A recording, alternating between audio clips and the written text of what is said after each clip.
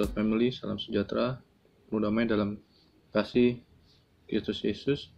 Pagi ini saya akan membawakan renungan pagi ini dengan judul Yesus Imam Besar Agung yang Sempurna. Tertulis di Ibrani 9 ayat 11, pasal Ibrani 9 ayat 11 sampai 12.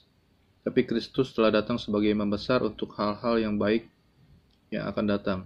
Ia telah melintasi kemah yang lebih besar dan yang lebih sempurna, yang bukan dibuat oleh tangan manusia. Artinya, yang tidak termasuk ciptaan ini. Ayat 12-nya, dan ia telah masuk satu kali untuk lamanya ke dalam tempat yang kudus, bukan dengan membawa darah anak domba, jantan dan darah anak lembu, tapi dengan membawa darahnya sendiri, dan dengan itu ia telah mendapat kelepasan yang kekal. Di ayat ini jelaskan Yesus sebagai figur yang luar biasa yang telah menjadi penebus dan pendamai bagi kita manusia terhadap Allah Bapa atas dosa-dosa kita, yang telah membuat kita manusia telah diusir dari Taman Eden, yaitu tempat di mana manusia pertama, yaitu Adam, bisa langsung bertatap muka dengan Allah Sang Pencipta saat itu, tanpa harus kita membawa darah korban untuk masuk menghadap Allah saat itu. Pada saat itulah, saat Adam diusir dari taman itu berangsur-angsur, manusia telah banyak berbuat dosa. Dari zaman Nabi Nuh, Allah telah membinasakan umat manusia tanpa ampun karena banyak sekali manusia telah berbuat dosa. Lalu Allah mengangkat seorang imam besar dari suku Yehuda. Imam besar tersebut harus yang saleh dan tak bercacat dosa saat itu, saat harus menghadap Allah di tempat Maha Kudus. Satu alur yang membuat jarak antara manusia dengan Allah Bapa, sehingga dibuatlah tabir bait suci pada saat zaman Musa sebagai suatu pemisah antara ruang kudus dengan ruang Maha Kudus, di mana tidak sembarang orang boleh masuk. Saat itu ke kemah suci hanya Imam Lewi, ada suku Yehuda yang boleh masuk, dan hanya dari suku Yehuda juga yang boleh diangkat menjadi imam besar dari keturunan Imam Lewi.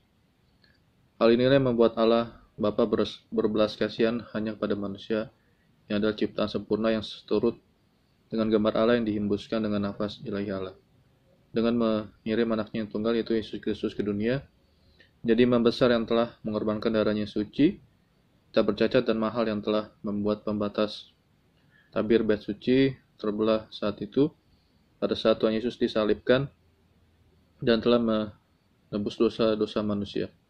Sehingga kita sebagai manusia penuh keberanian menghadap Allah Bapa, karena Roh Kudus ada di dalam kita. Seperti di kitab Ibrani 10 ayat 19, jadi saudara-saudara, darah Yesus kita sekarang penuh keberanian dapat masuk ke dalam tempat kudus.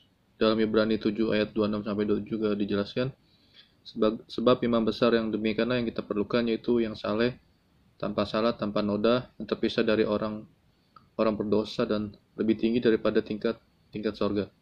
Ayat 27-nya, yang tidak seperti imam besar lain, yang setiap hari harus mempersembahkan korban untuk dosanya sendiri, dan setelah itu barulah untuk dosa umatnya.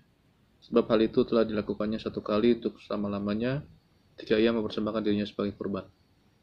Kesimpulannya itu dijelaskan bahwa darah Kristus sebagai persembahan yang tak bercacat dan menyucikan hati nurani kita dari perbuatan-perbuatan yang sia-sia, agar kita dapat beribadah kepada Allah yang hidup melalui Yesus yang hadir sebagai imam besar yang agung bagi kehidupan kita, bagi umat manusia. Terima kasih untuk pagi ini. Sekian renungan yang bisa saya sampaikan pagi ini. Tuhan Yesus selalu memberkati.